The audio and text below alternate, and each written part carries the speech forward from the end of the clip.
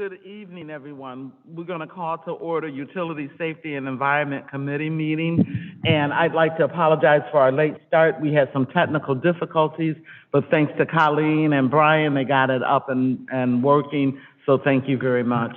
Before we begin, Mr. Brunick would like to say something. Thank you, Mrs. Mitchell. I just want to state for the record, again, it sounds like Mrs. Davis is going to be here via Zoom, and just as a reminder, it's only been a couple of meetings we've had now, but since the state exemption expired for having online meetings, Mrs. Davis, you may participate. You do not count towards the quorum, and you may not vote. So everyone here, feel free to engage in discussions with her, but she may not vote on any matter that comes before the committee. Thank you. Yeah. All right, thank you, Mr. Brunick. So to begin, the first item on our agenda is approval July 14th, 2021 Utility Committee meeting minutes. Can I get a motion, please? So moved. Second. It's been moved and properly second. All those in favor say aye. Aye. Aye. Opposed? Motion carried. The next item on the agenda is the matter of the re-roofing project at the WWPC plant powerhouse building. Engineer Schneider, thank you. Thank you, Madam Chairman. Down at the wastewater plant, as you know, we have a number of buildings down there. The powerhouse building has the roof is, as well as a lot of other roofs down there, is old. It's got issues and needs to be replaced rather than put everything in, and do one big giant project, which would be pretty expensive. We're kind of tackling these things as they go. We ask that this project be passed as an emergency. With the current building material supplies out there right now, we're being told there's issues with getting some of these supplies, so we're kind of hoping to get it done before winter sets in. We will be utilizing the U.S. Communities program, which basically it's just like the state purchasing. So the bids are already locked in as far as material costs. You still go out for bid for labor costs and things of that nature, and we get the 3 or 4 whatever contractors to bid on it still. So it's still bid out, but the materials itself is purchased through a consortium of U.S. communities. So I guess with that, if you have any questions in regards, Terry's here as well. He knows more about the plan. So, Mr. Sarah? Through you, Madam Chair, what's the price tag on this one? We're looking at $120,000 to complete this building. Thank you. Are there any other questions? Thank you, Engineer Schneider. I'll read the committee report. We have considered the matter of the powerhouse building at WWPC re-roofing project. Say that fast. This is an ordinance authorizing the mayor to advertise for bids and enter into a contract for said project. Monies have been appropriated in the 2021 wastewater capital fund budget, and this is requested to be an emergency clause. Can I get a motion, please? So moved. Second.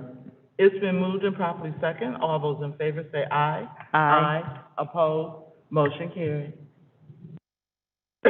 Excuse me. The next item on the agenda is the matter of the Cdbg Penfield Storm Sewer Project. Engineer Schneider. Thank you, Madam Chairman. As you know, Council approved to use some community block grant funds to install a new storm sewer over on the west side along Penfield. And our current estimate on the total project is $520,000.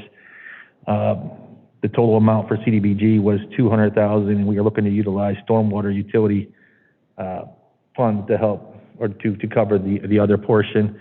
The project would run on Penfield from Foster to Oakwood Drive.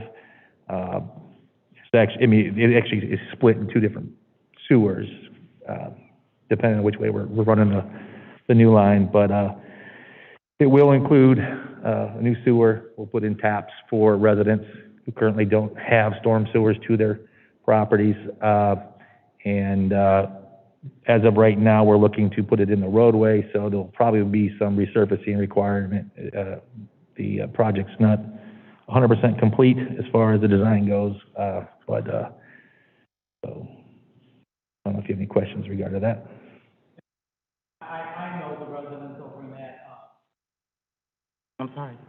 I know the residents over in that Oakwood area will be very, very happy because most of them don't have sewers. They have a ditch running along the front of their homes. And when it rains, it's just a mess. And I don't have to tell you guys because you're dealing with that in your wards as well. Are there any questions for Engineer Schneider? Mr. Oswald? Through you, Madam Chair. Excuse me. So, are they gonna have to pay tap-in fees if they don't already? Are they on, septic, or what's the deal over there? You know, is that gonna be, we're gonna handle that cost, or the homeowner's gonna get assessed for that? How's that gonna work? The intent is that the community block grant funds will pay the portion of the homeowner's assessment portion, and the city will pick up essentially half of the project roughly, and they're picking up the other half. And, so in a nutshell, they're not gonna have to pay a dime at this time because they are in the community block grant, target area. Engineer Schneider, when are you anticipating this, this project may begin, like next spring perhaps? We're actually hoping to get it out this year. We'll see. I know Kathy's working hard on it. She's got a lot of other things she's working on too, as well as you'll see later on with some of the other items on the agenda. But we'd like to get it out this year if possible. So it's just a matter of will it all be in and completed before the snow flies? I don't know yet. So Okay. we'll gauge that as we go, but we'd like to get it in this year. Thank you. Mr. Brunig? Thank you, Madam Chair. What effective date do you need on the ordinance, Engineer Schneider? This can be passed as just under suspension of the rules, we find. Thank you.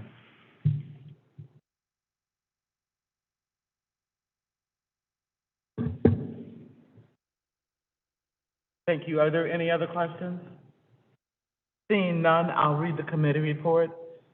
This is the Cdbg Penfield Storm Sewer Project, and this is an ordinance authorizing the mayor to advertise for bids and enter into a contract for said project. Money has been appropriated in the 2021 budget using 2021 Cdbg funds and storm water funds.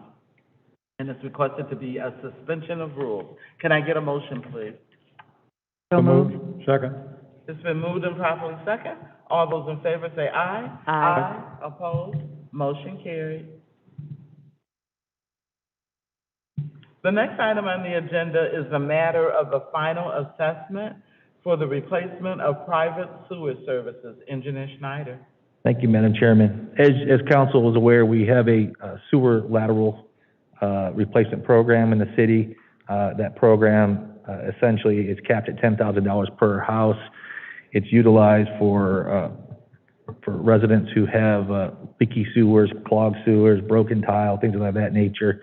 It gives them a way to replace their lateral without having the money come out of pocket, and therefore it would be assessed to them. That's the way it was set up through council. We currently last year we had 18 properties that took advantage of the program in the amount of around $100,000. So it's very effective. And I'll tell you right now, it's growing and growing. We put in $75,000 in this year's budget, and we've already used it all up. So I will be going to the auditor looking for additional funds for that program. It's a great program. It's a program that is part of our negotiations with the EPA, that we maintain this program one way or the other, and they like to see that these programs are out there, and so I mean, we feel it's great. It helps reduce stormwater from sanitary sewers and all sorts of other issues. So, but Schneider, are there any questions? Mr. Oswald? Through you, Madam Chair. So how do people get on the list when they know that they need a new lateral for something like this? Because I heard that we had this program a while back, and then I didn't hear about it, And so I'm sure there's a lot of people that could benefit from that. Is there a way that people can get a hold of somebody, or how does that work so they can get on the list? Thank you, Madam Chair. Sure. I believe it is on our website for first and foremost. But typically when our inspectors go out, when Terry's guys go out in the field, if they come across laterals where people are having issues, you know, we let them know. We verbally tell them that this is what you can do. I believe there is even a handout that we hand out. It's done through our office, the engineer's office.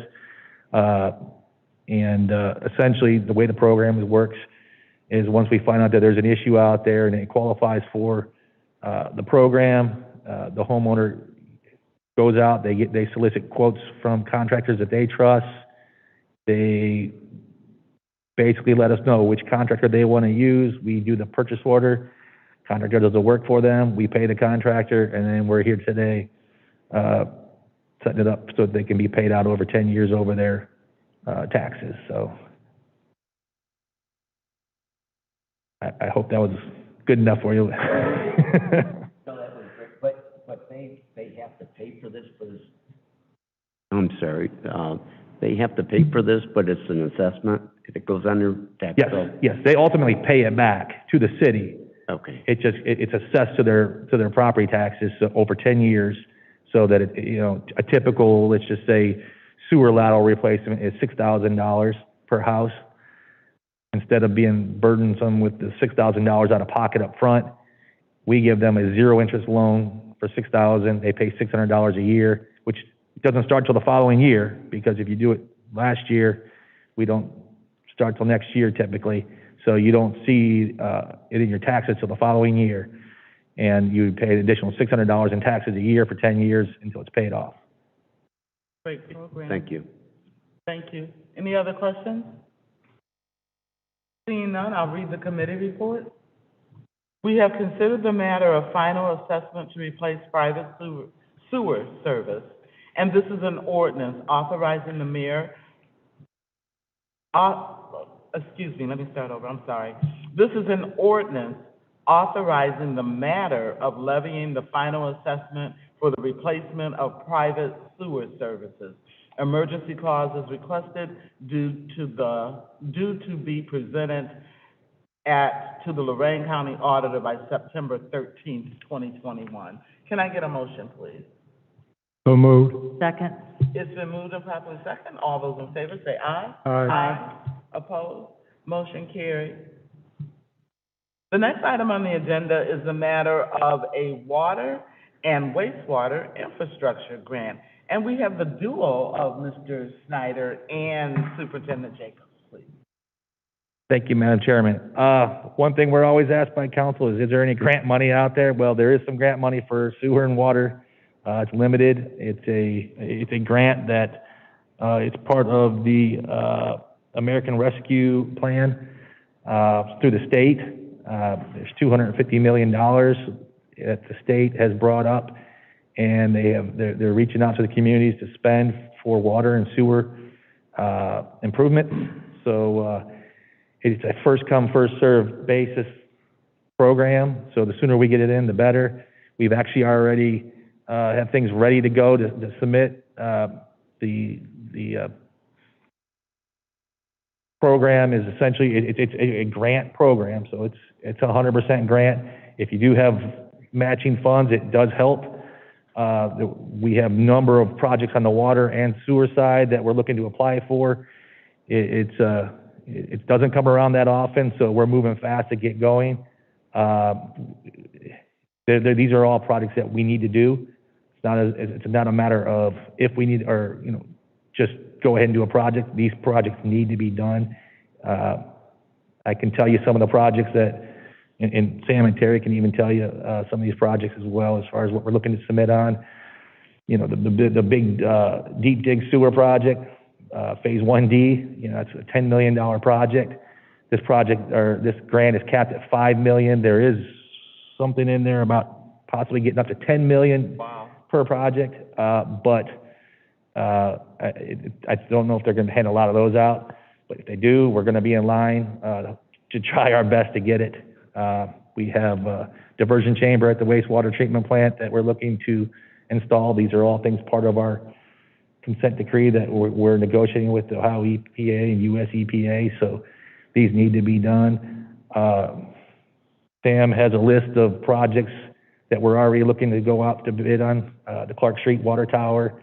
There's a number of projects at his plant that he'd like to get done that are really going to help set us and help us move us forward as far as future capacities and things of that nature. I guess, I don't know if there's any questions that you have for both Terry, Sam, or myself. Perhaps you said, and I just didn't hear, is there a match that the cities have to match the grant? You don't have to match. Obviously, when you do match, you typically, the way these grants a lot of times work is they're based on a point system. You know, we're a disadvantaged community, therefore we get more points than others who aren't disadvantaged communities. A lot of times, which I can't remember all the criteria's in there, and a lot of our projects we're gonna have match because it exceeds 5 million, or, you know, it just improves our position. So they typically like to see that not required, but we would like to submit with match money. Once again, projects we already are planning on doing, already included in our budgets this year, a lot of them, things of that nature. And, you know, if you submit a grant, and I didn't see anything in the literature so far that requires you to take it. So just because you submit a grant doesn't mean you have to take it. They're not requiring. Now, it probably wouldn't be a good thing to submit a grant if you're going to take it, but we have plenty of needs, and this doesn't come around often. We're going to submit a lot between the two, because one of the things we're thinking about right now is with the new federal stimulus money, we don't know if they're going to tap this as well. So if we're already in line, maybe we can get things faster and just stay ahead of the curve.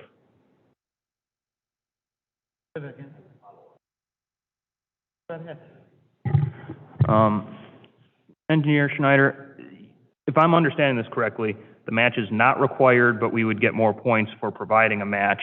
For purposes of the committee report and legislation, are you requesting authorization for the city to provide a match at this time? I just want to make sure that I'm clear when our office drafts that legislation, so I get clear authorization to move forward on that. If you want one, I'd like to know now so we can, you know, draft that into the legislation and council knows what they're voting on.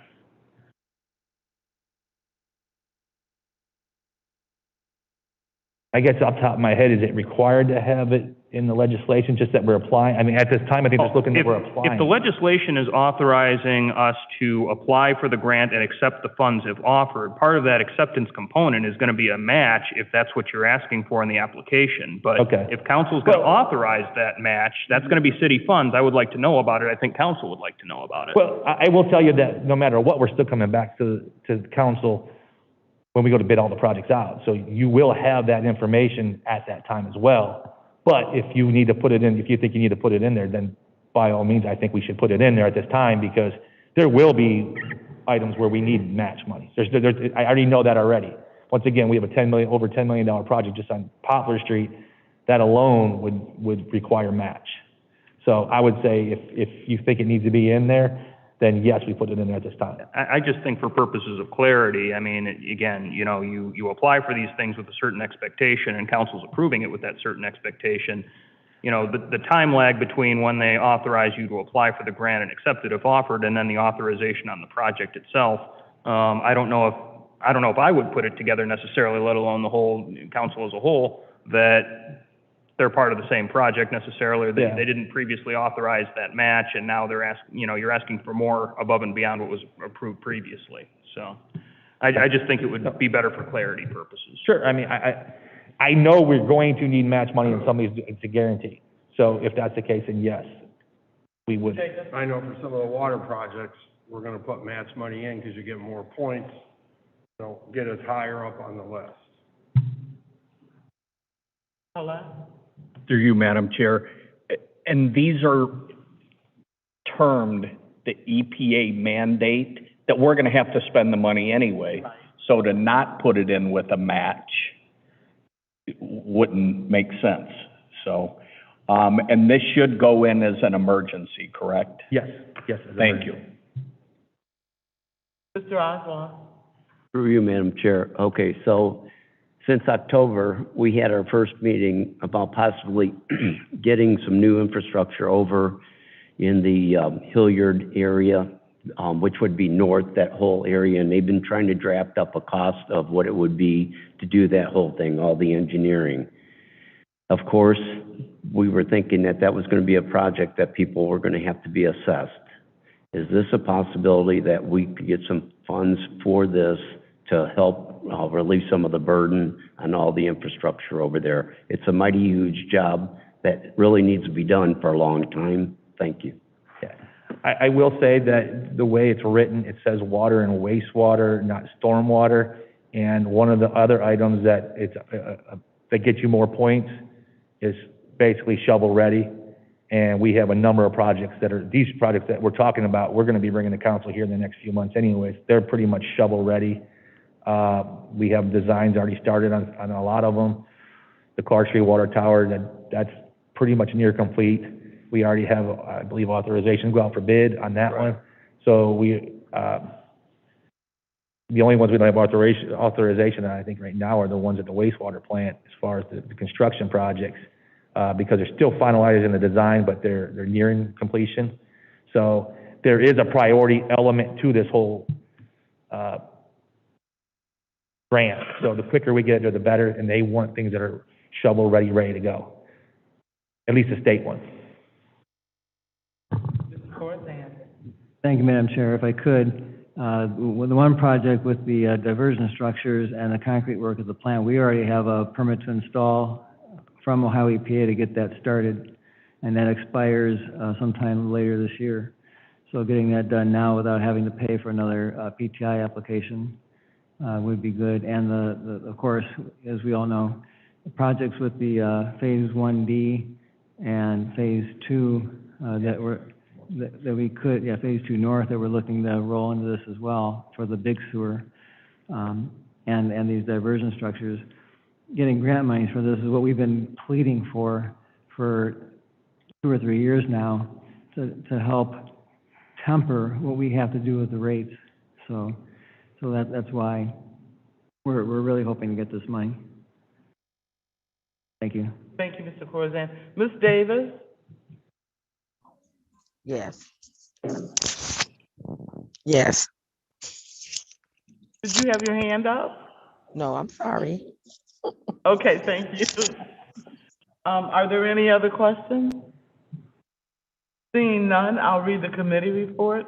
We have considered the matter of the water and wastewater infrastructure grant, and this is an ordinance authorizing the mayor to submit applications for the water and wastewater infrastructure grant and acceptance if offered. Emergency clause would apply. Can I get a motion, please? So moved. Second. It's been moved and properly second. All those in favor say aye. Aye. Opposed? Motion carried.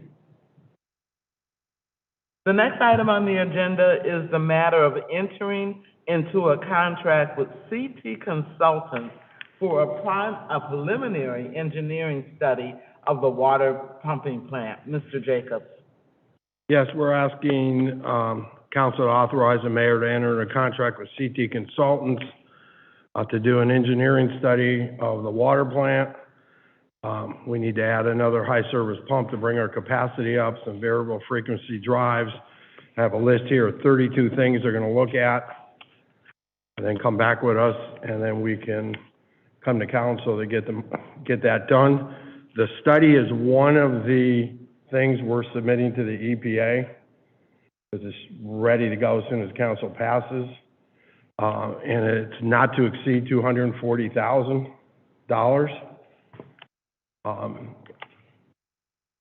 And that's one of the things that's going to get submitted on the grant to do that.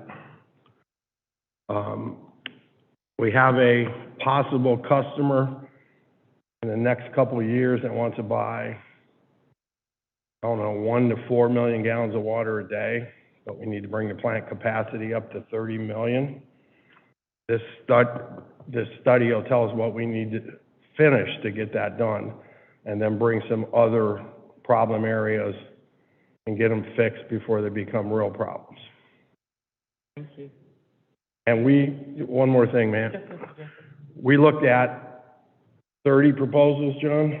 There was a number of requests for proposals. We went through them all, and this is the one we decided. Thank you. Are there any questions for Superintendent Jacobs?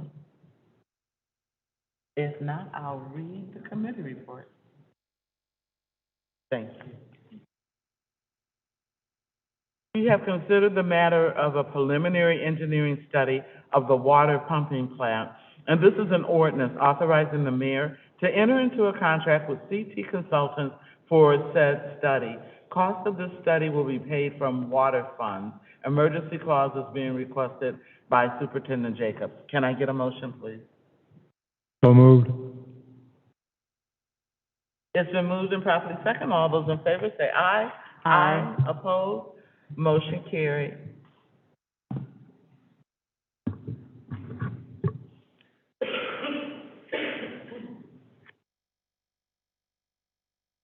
The next item on the agenda is the matter of a barrier on East Broad Street, west of Route 57, to prevent left turns into the shopping plaza. Mr. Jesse's not here tonight, but I understand Engineer Schneider is going to speak on this. Thank you, Madam Chairman. Over the years, Councilman Jesse has received complaints regarding, I guess I should back up a little bit. The area between 57 and, on East Broad Street, between 57 and South Abbey Road, the roadway is approximately, I think, 3 to 4 lanes wide, close proximity to a lot of driveways going in and out of various areas. Years ago, we installed no left turn signs, and there's a lot of people turning left still. So Mr. Jesse, he received some complaints. He contacted our department. We went out there and we visually watched. I believe my traffic technician said he parked, and literally within a minute, he saw people turning left where they're not supposed to be turning, with their signs that say no turn, no left turn. So as you know, if you've ever been over to Wendy's on Griswold Road, they have what they're called quick curbs. Mm-hmm. And essentially it's a plastic curb that's bolted down in the center line of the road. It has a approximately 3-foot high delineator that stands up, and it basically stops people from turning where they're not supposed to be turning. Essentially, so what we're going to do, I should say, it's on East Broad Street, it's the left turns that head south on East Broad Street, so as you turn it into the Wolfie's complex, the convenient complex. So we're talking about the entrance off of East Broad, right by the oil change place? Yes. Okay. Yes. Thank you. So people are not supposed to be turning left there, Yes. and they are. They do And- all the time. Exactly. And Yep. the problem with that is when they stop there, it backs up and it goes into 57, the traffic. So Yes. it's an unsafe, and that's why the no left turns are in there. So it's to prevent them from stopping traffic. The intent is to go out there, and unfortunately, I mean, we probably won't be able to block. There's 3 entrances onto East Broad Street there. We probably only be able to block 2 of them with these quick curbs. And they are probably the 2 closest to State Route 57. And, but it will hopefully keep them, the drivers, from turning left there and push them to the light where they're supposed to be turning left to go into the complexes. That's the intent. Thank you. Are there any questions from anyone on the committee? Mr. Oswald? Through you, Madam Chair. Okay, I think it's a great idea what you're trying to do and what Mr. Jesse's trying to do, but if anybody's looked at some of these that are bolted into the streets, after a few years, they're trash, they're, people roll over them, and then we have to go back and we have to keep resurfacing them. Since I read that information on it, and I think it was about $8,500 to do that small section, is that correct? I'll just tell you, I have a quote for in the ballpark of $20,000. Oh, just shy. And it includes another area within the city that we're looking to possibly install them, but not at this time. Okay, well, We'd have some for spares. it's just that since I've read that information, I started looking at these barriers, and they are trashed. I go out towards, in Ridgeville Crossing, I don't know if there's a couple of them still standing, and they don't get repaired. I mean, that's just something I want to bring to your attention. And then the other thing, maybe the timing, I don't know if it's just perfect right now, because we're getting Broad Street all engineered to get that all redone, and we're going to have a lot of construction traffic and stuff this start. Is it the timing maybe just off about, maybe just hold off on this for a little bit? Just some things to think about. You know, we're going to install those things, and next thing you know, we're going to be redesigning Broad Street. If any of those things change, is that going to get changed? Just like I said, some things to think about. Thanks. To address your comments, I would say for safety, it is needed, because you don't want somebody to back out in 257. I did discuss these things, the quick curbs, with our consultant already, who is designing East Broad Street. Matter of fact, we talked about it yesterday. You just unbolt them. If they need to move, we can just unbolt them and then rebolt them down. The area between Abbey Road and 57 is not part of that project. It actually stops at Abbey Road. So the only thing it would impact would be the maintenance of traffic, not actual construction. And they can just unbolt them and rebolt them down, so that's not an issue. I don't know what the ones they have in Ridgeville, if they're like the ones we had in Middle Avenue. Those ones were not good ones. Those ones were standalones. They did have a lot of issues.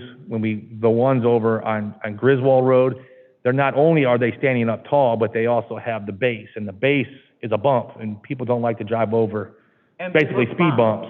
They And absolutely look fine. so, I mean, I think that style is much better than the ones we had on Middle Avenue. So, yeah, we were not putting like the ones on Middle Avenue that are kind of standalone. Those ones did get mowed over quite often, and they were kind of, cumbersome to re-putting up, and we actually went out there and restriped the area and got rid of them, and made it, I think, better.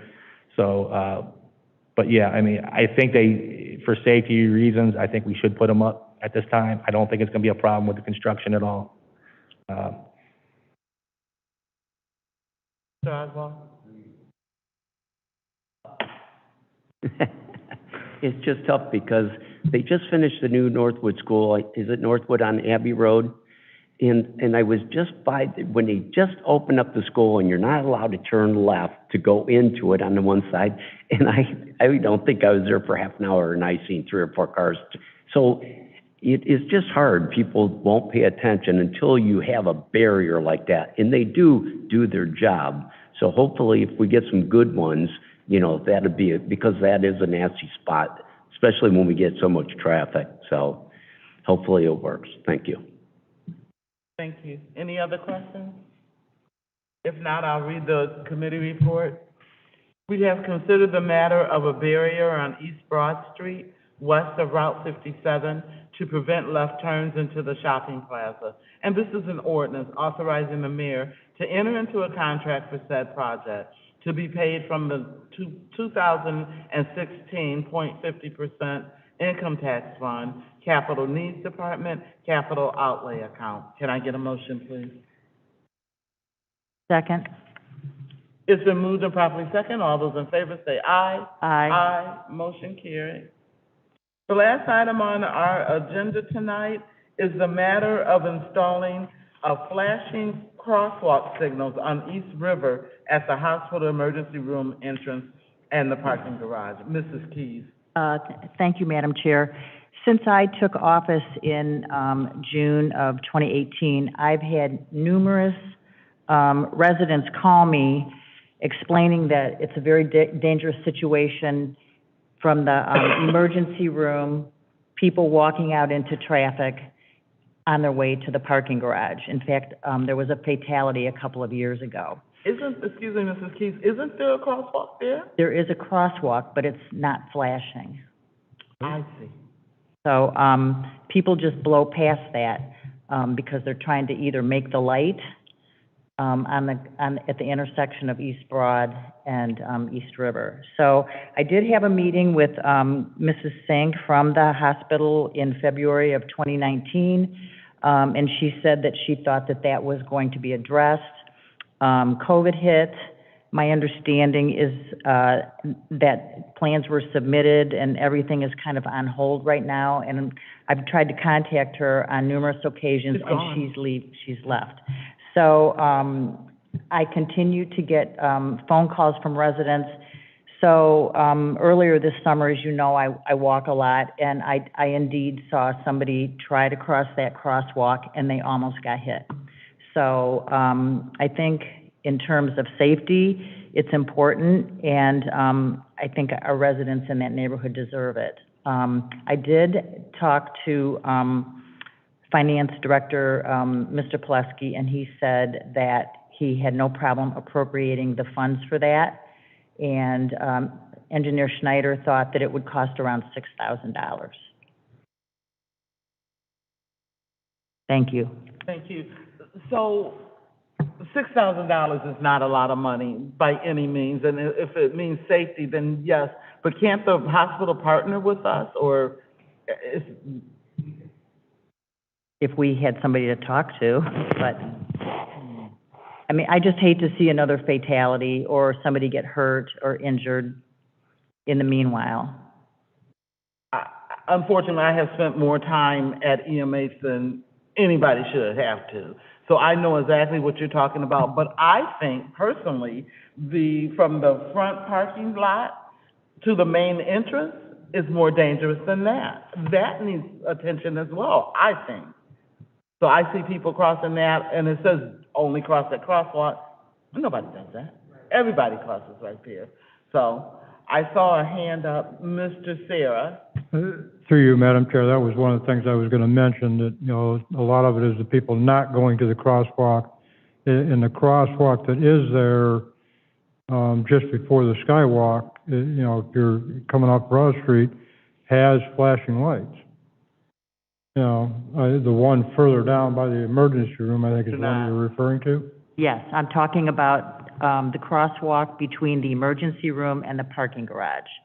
And that's where the problem is. Mr. Corzine?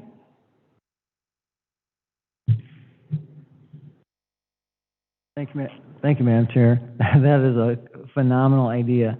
And that crosswalk is by the Sky Bridge there, those flashing yellow lights have been up there on that bridge for so many years. I don't think people even see them anymore.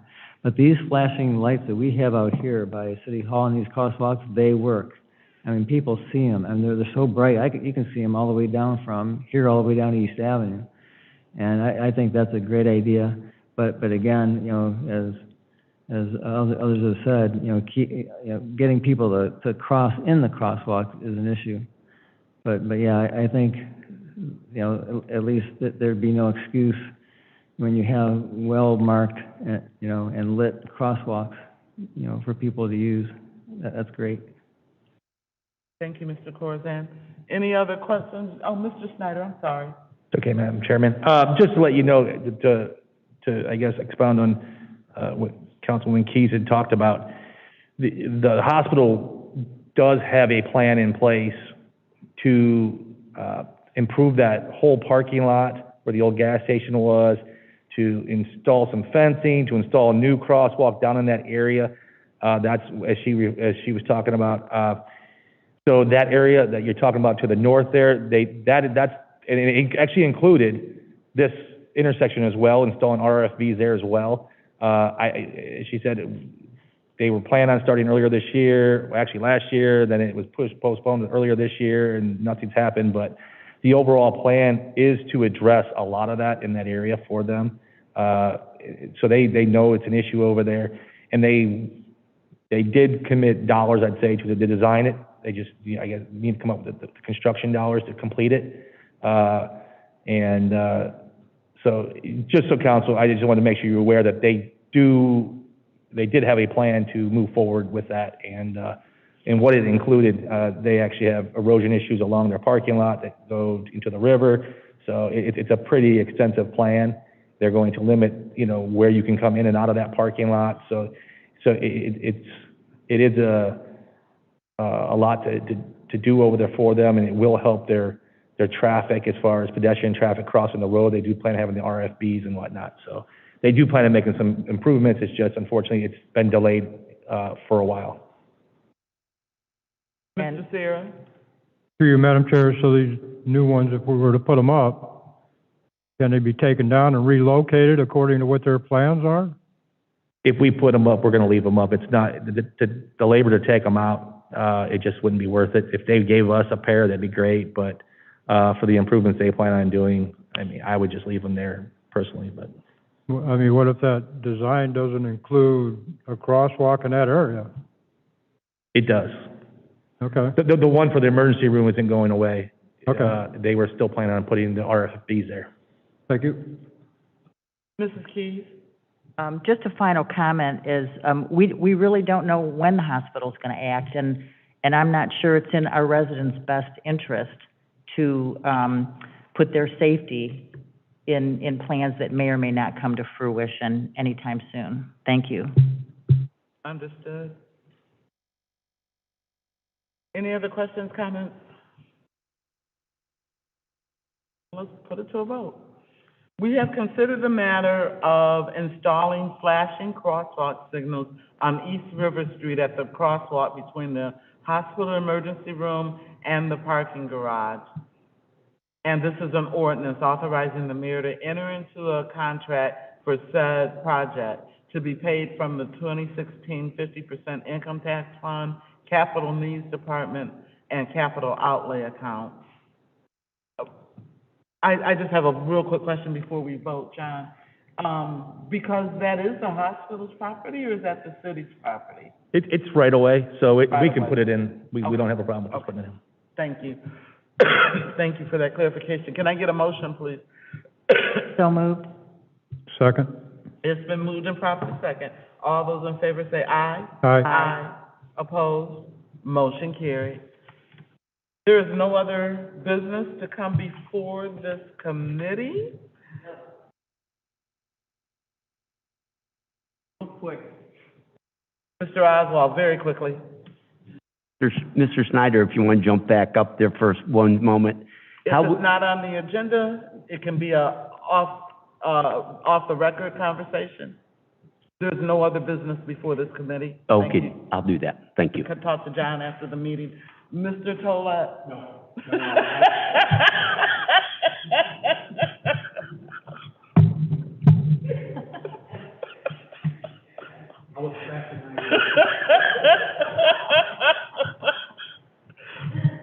You're gonna make people think I'm mean, and I'm really not. I'm just following Robert's Rules of Order, right? Thank you, Madam Chair. I appreciate you sticking to the agenda. Thank you. So there's nothing else to come before this committee. Can I get a motion for adjournment, please? So moved. Second. It's been moved and properly second. All those in favor say aye. Aye. Opposed? Motion carried. Good night, everyone. Thank you for attending. Mr. Jacobs, good to see you. Don't run off, John.